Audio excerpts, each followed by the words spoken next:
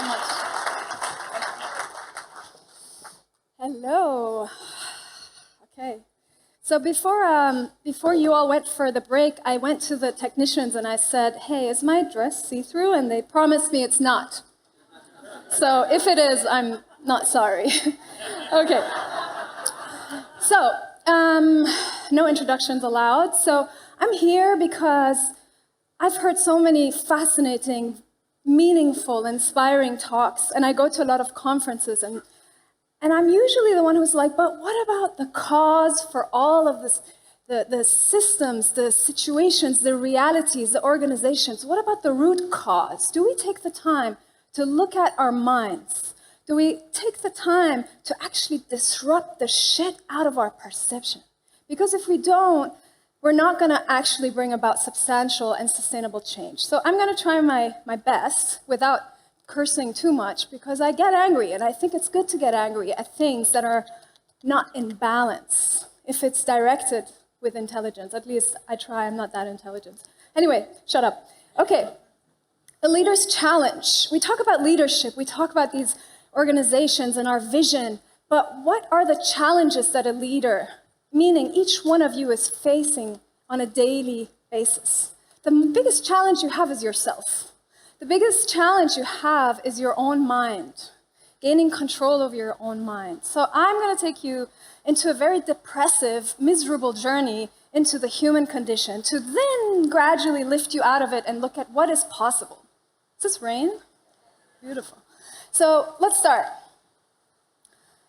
I'm a Buddhist, but I'm not here to talk about Buddhism. I'm a student of His Holiness the Dalai Lama, and I'm inspired by Buddhist philosophy. I'm inspired by Buddhist psychology, so I'm going to just drop this little bomb on you, and then I will not talk about Buddhism at all.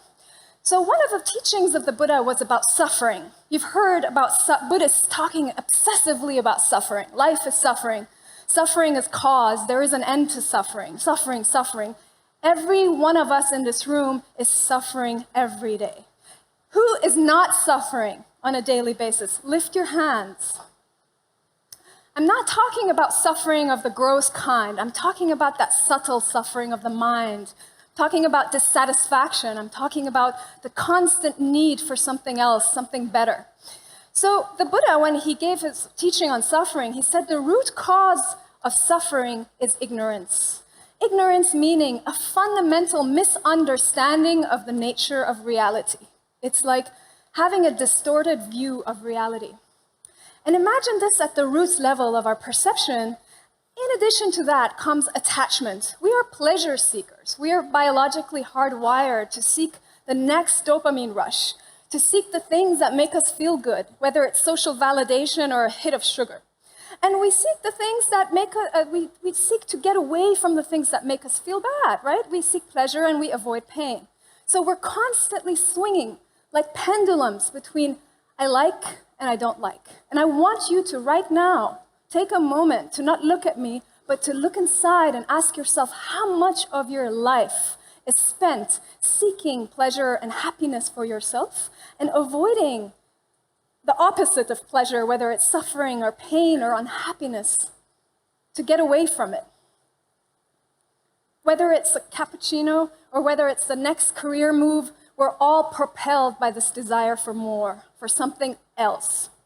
And so, if this is the case, how do we look like? What does our inner life look like, right? So let's take a look at the reality of our individual dissatisfaction.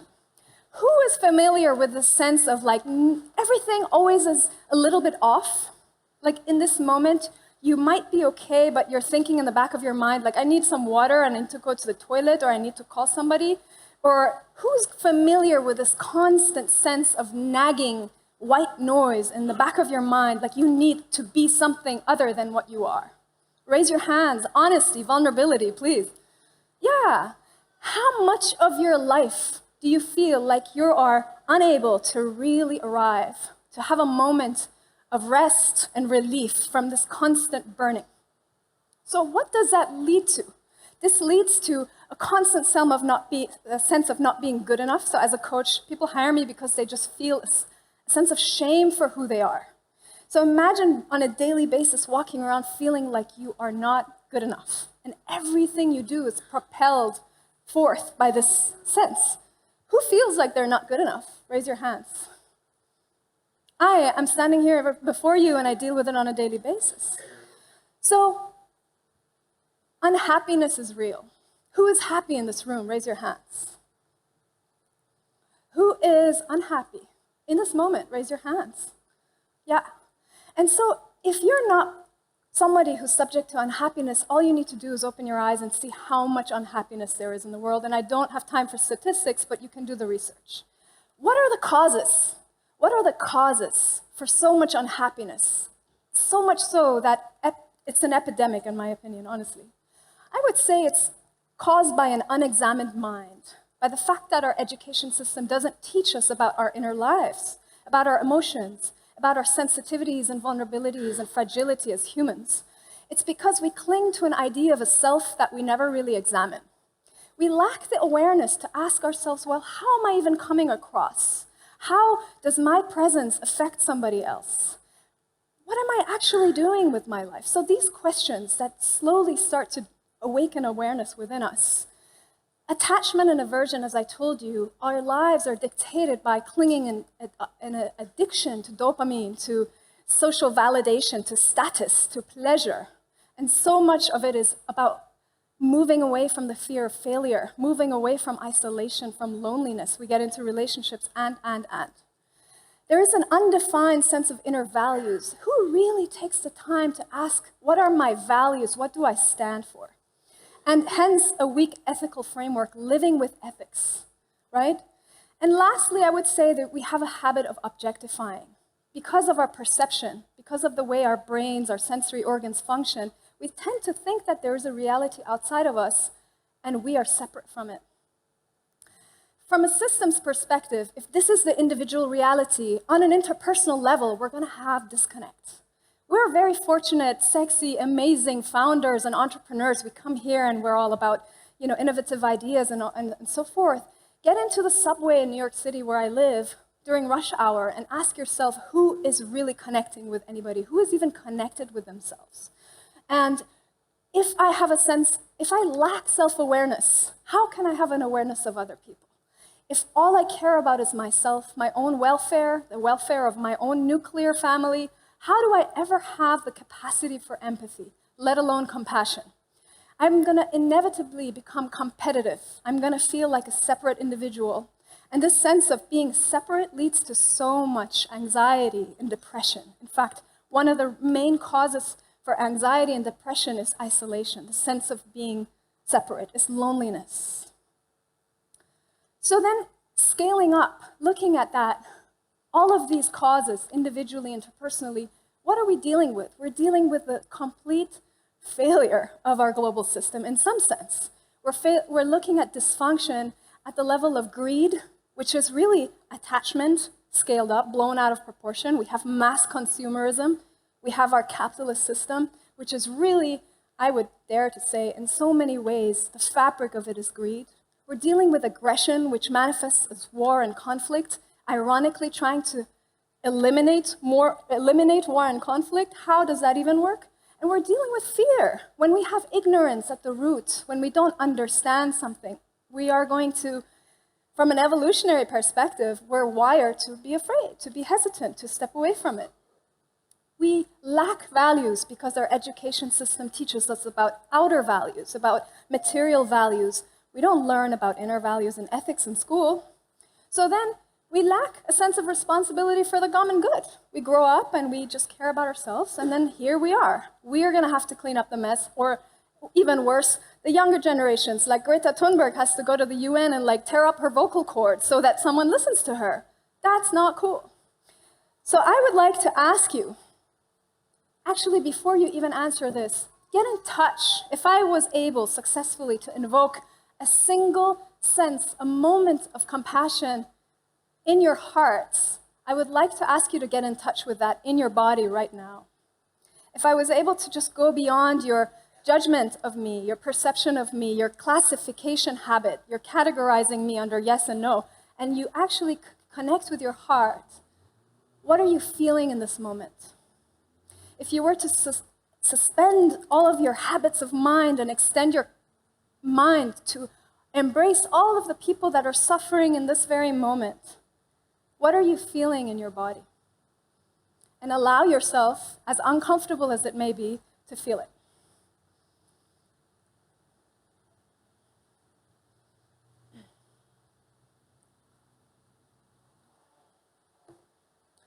So, thank you for that. And now if you could follow me with your attention further, what role can leaders play in transforming these issues at a causal level? So just take a moment and reflect, and I'm going to ask you to tell me, 3 people tell me an answer.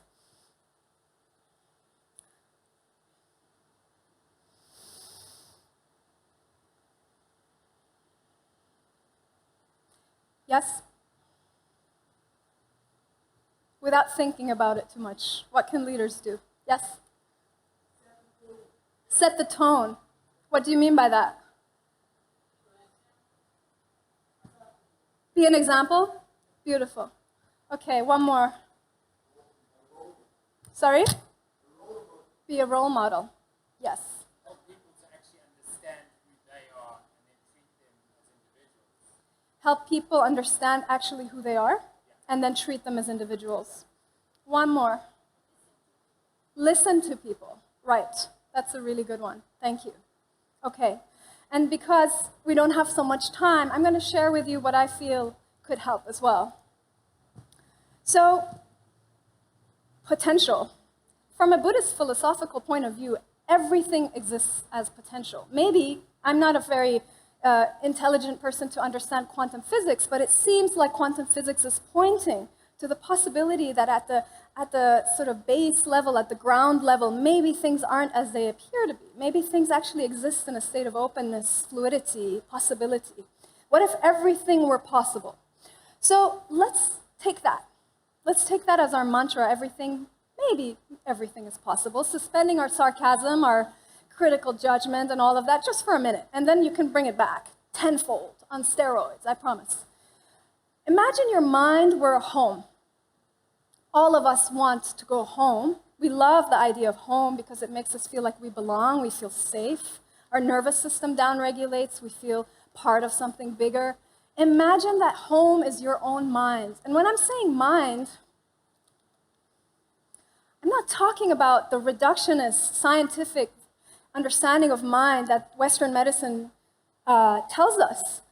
Mind is merely a function of the brain. Mind is electrochemical signals going off because of sensory stimulation. What if mind were something far greater, far deeper, far more expansive? What if the Eastern philosophies, and I'm not just biased towards Buddhism, I'm talking on behalf of Sufism, I'm talking about mystical traditions of the entire world that told us that actually through contemplation, through meditation, through stopping the habit of clinging to concepts and mental constructs, we may just access what is inherent, what is natural.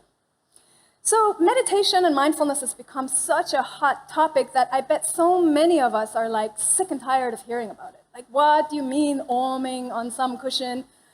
It's not about that. Really, it's not about that. You know? And I do understand there's been a hijacking of perhaps New Age spirituality that you can't relate to as scientifically minded people. I understand. And yet, we use scientific processes, empirical processes to gain data by experimenting with matter. Why can't we not gain empirical evidence, collecting empirical data by looking inwards? Why can't we repeatedly engage in contemplative practices that study the movements of mind to then, over time, build a set of data that we can analyze and compare with other people? Who said that that is not an empirical and scientific method? So how about exploring the mind beyond constructs and concepts and prior learning, which is a function of the brain? Just seeing things coming in through our sense perception, sense organs, and then classifying them on the basis of past learning. What if we were to actually still the habit of mind, the habit of perception, to get insight into something that may be much more embodied. Who has had a glimpse of this kind of mind, of this greater mind? Raise your hands.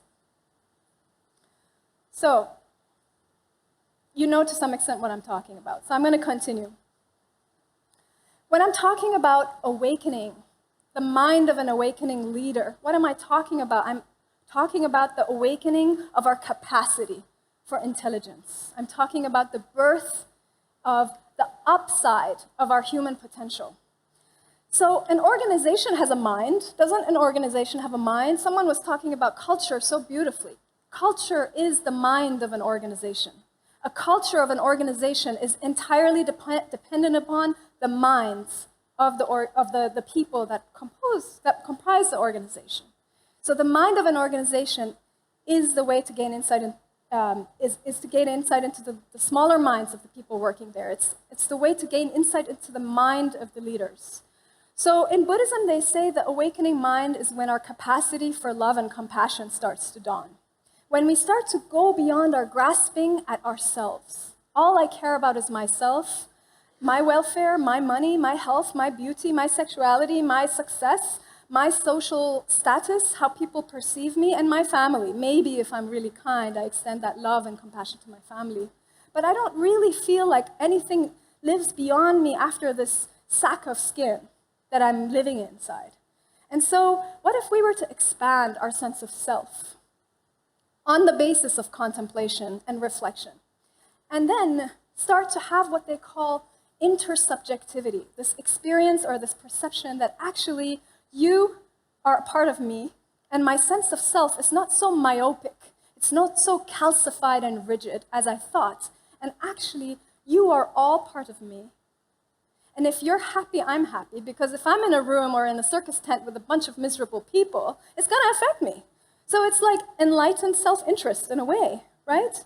To be concerned about other people's happiness and to do something about it. Furthermore, what about leading with wisdom? You know, we talk about smart. I hate the word smart, I'm so sorry to say, but like I work with executives in New York and all they want is to hire smart people who can compute and calculate and crunch numbers and solve problems. What about wisdom? What about that intelligence that actually lives in our bodies, especially as women? What about accessing beyond this activity of this noise in the mind, accessing something deeper? When we have those moments of actually withdrawing, which is, produced by serotonin output to some extent, it is when our parasympathetic nervous system kicks in and the body downregulates and we feel like we can just exhale for a fucking moment. That allows wisdom to trickle up. That's when we begin to have insight into things like the reality that we're all interdependent, that nothing is outside of relationship. We are always in relationship. The reality that we're all going to die, inevitably. Who really lives with this knowing that we're going to die? Worse than that, we don't even know when. So we're always in a tango with death, but we act like we're immortal. And then we get health insurance and everything like that. I haven't had health insurance for 10 years. My mom wants to kill me. So, wisdom as leaders. Furthermore, we talk so much about empathy, and empathy is the basis absolutely needed to exchange myself with you. But compassion, if they wired the brains of some compassion meditators, and they saw that the motor areas of the brain light up, meaning they actually want to get up and do something to alleviate suffering. As a leader, if you go to work every day and you think, I am here not only for the bottom line and for shareholder benefits, but I'm here to put out the fire of suffering in the eyes and the hearts of the people I work with, to put out the fire of suffering in this planet, in our societies. Imagine that was your motivation. If compassion, which is all about action, which is a very masculine quality, beautiful masculine quality, imagine you were to lead with compassion. So then, that to me is leading not with smarts, but with intelligence. Because intelligence to me is a much more round concept. It includes so much more than just left brain functions, right? Intelligence means understanding that our survival depends not on the fittest, but on the kindest.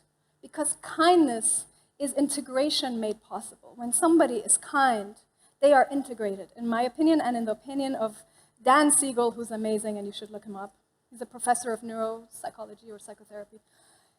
And so, how do we start? How can I give you something that you can actually work with? In Buddhism, they are militant about this concept of mind training, which means, okay, you have a mind. Hopefully, it's not just a lump of, meat in your head. Hopefully, it's something much bigger than that. And it's interpersonal, and it's a process, and it's vast. If you have a mind, you can train it. Isn't that beautiful? It's not just about your quadriceps and your biceps, it's also about your mind. So taking responsibility as a leader for your mind is the very fucking first thing you have to do, if I can just say that. Really. Taking responsibility for your mind. And maybe you don't even know what that means. So I'm going to try to give you something. And if you would like more information, I am happy to share a lot of resources with you that I believe in. Start with doing less of things that make you and others unhappy, right? So what am I referring to? I'm referring to your faculties of thinking, your faculty of speaking, and your faculty of action. We have these three faculties with which we act. That is the definition of karma from an Eastern point of view. It's not about some woo-woo force, it's action. When you're thinking negatively, when you're biased towards negativity, when all you see is what's wrong with you and with your poor partner and with your employees, well, it doesn't take a very smart person to understand that that's not going to lead you to success or happiness. So do less of what makes you and others unhappy, and do more of what makes you and others happy. For that, you have to know what makes you happy. When you compliment somebody, when you tell them, I'm so grateful for what you said earlier. I acknowledge how much effort you put into that project last week. You know how much further you're going to go with your employees than if you were to say, yeah, but you can do that better, or I didn't really appreciate what you did. Critique, I understand, has its place, but if you compliment somebody, you're going to go so much further. And if you're in a relationship with a woman or a man, believe me, you want something out of your partner, compliment them. Don't tell my boyfriend I said that. So, getting to the end, so thank you for your attention. Some neuroscientists say that our world is a direct reflection of our left brain centric worldview, right? The left brain has this tendency, this function, right? Both do the same thing more or less, but the left has a way of processing information that tends to separate and categorize and classify and map. And so we're in this world where we think, well, you get it, we have this experience of being separate, and we are so biased towards all of the left-centric qualities. We hire on the basis of left-centric qualities, hence there are more men in leadership. We don't have to go there. So this guy, Ian Gilchrist, who's an amazing thinker and scholar and scientist, he said, wait a minute, how about we put the right brain on top, which kind of is like a homage to women on top.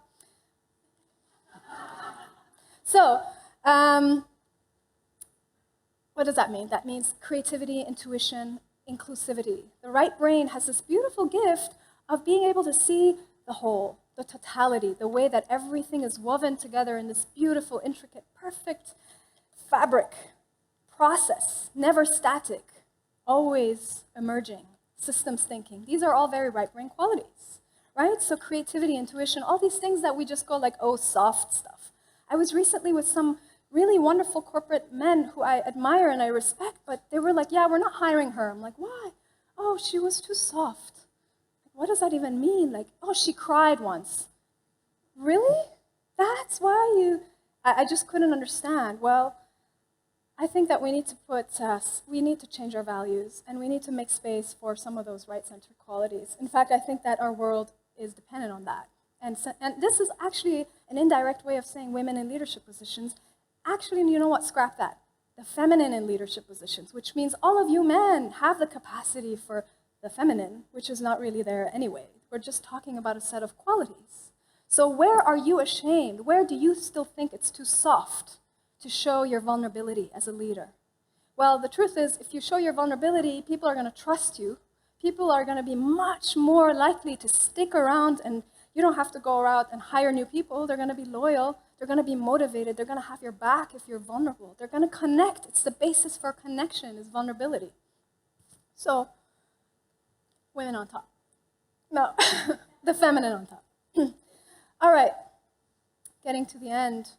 I want to just tell you that you don't exist. So, it's not that you don't exist, the self doesn't exist. Maybe it's a bit of a stretch. But they say that if you were to look for the self through a process of analysis, reasoning, deduction, negation, you are not able to actually locate a self. In fact, neuroscientific research has been trying to find the spot where the self lives in the brain, and they haven't been able to find it. So what if you were to identify as a process? Instead of a thing that exists, you were a thing that occurs, an ever-emerging string of moments, of a self that's maybe a little bit more flexible, maybe a little bit more porous, interchangeable with others. And so I think this is the basis for a lot of bliss, a lot of joy.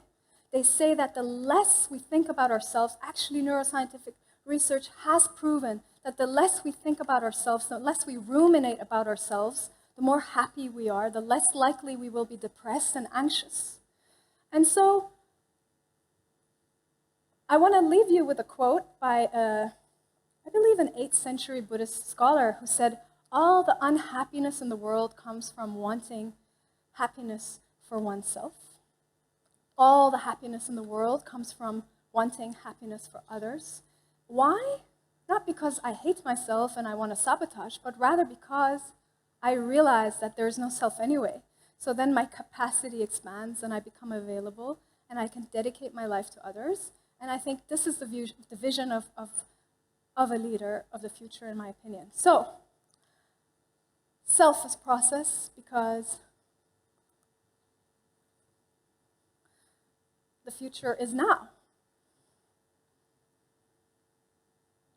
Every action of thought, speech, or body leaves behind traces in our brain, structural and functional changes in our brain. Every thought you have is wired into your brain.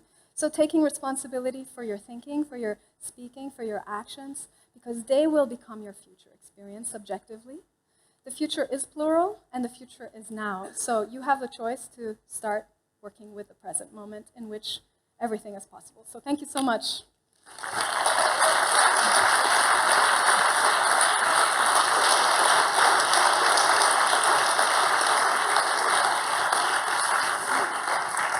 Thank you, Anahita, for that beautiful talk. We have a few questions that have come through from Slido. So the first one comes from Fabian, who asks, is it possible to completely overcome fear, as Eckhart Tolle preaches in his books? Is fear just an illusion only created in our minds? Wow. We'll start right with that. We'll go right to the meat of it. Okay, I don't know if I'm definitely not qualified to answer that question because I'm afraid a lot, but I would say that I don't know if I believe that it's possible to get rid of fear entirely, but I think we can learn techniques and ways to regulate our fear, to acknowledge it for what it is. I think fear is an evolutionary function. It keeps us alive. So we can have an intelligent relationship with it. I don't know if we can eliminate it, quite frankly. Cool, thank you. Joseph asks a great question. You talked about the difference between being smart and being wise. Joseph wants to know, what is the... hold on. Hassan wants to know, how can we measure wisdom to hire people related to it? Ooh, that's like a paradox, big time.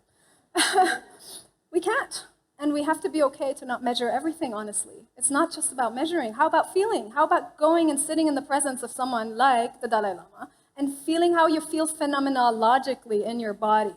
Or someone that you admire who's peaceful and calm and has equanimity and respects other people. So also, I would suggest, let's use other ways of gathering data, right?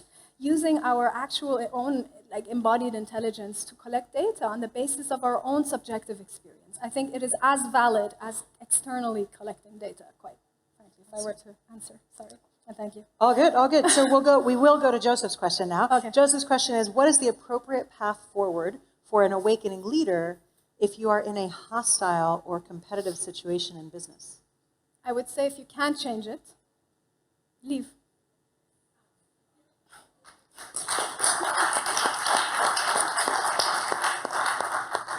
Hit a nerve there.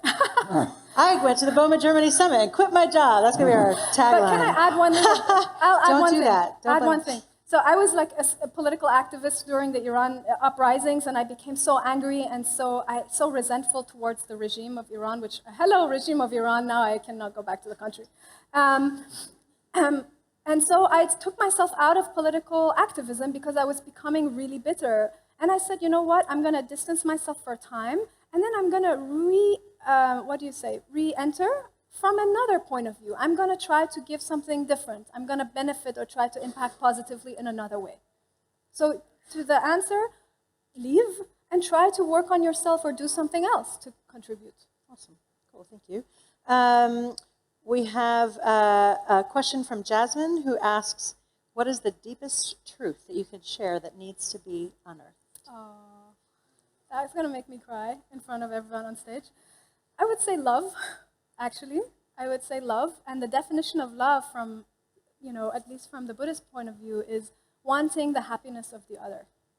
So I think that if you have a moment where you genuinely want the happiness of someone else more than your own happiness, it's a beautifully liberating truth and experience. Awesome. Fabian, we've got another question from Fabian, which is, which Buddhist books that inspire you the most would you recommend? Okay, so obviously the Dalai Lama has some pretty legit books. There's one new one called No Self, No Problems. It's an interesting one. So it's neuropsychology and Buddhism combined. There's one called The Subtle Art of Not Giving a Fuck, which is quite interesting. There is one called What Makes You Not a Buddhist. There is Shantideva's Guide to a Bodhisattva's Way of Life. Please hit me up later if you want I could give you a whole library. Yeah. Awesome. Oh, neuroscience, Buddhism neuroscience. There's one called The Buddha's Brain, which is very, very good. Okay. Yeah. Definitely, that sounds like there's a list that maybe we can share with the Yeah. Boma Germany team. Yeah. What are your thoughts on going into politics in order to change the world into something better? I think it's much more valuable and impactful to go into education than to politics. Okay.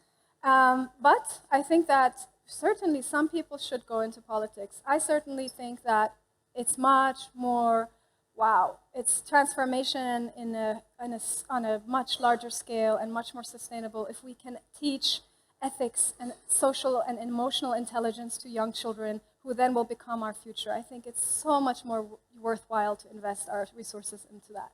Awesome. And I'm afraid we are just out of time, which means I don't get the opportunity to ask you the question about polyamory. Sorry.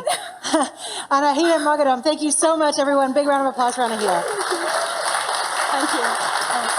Polyamory.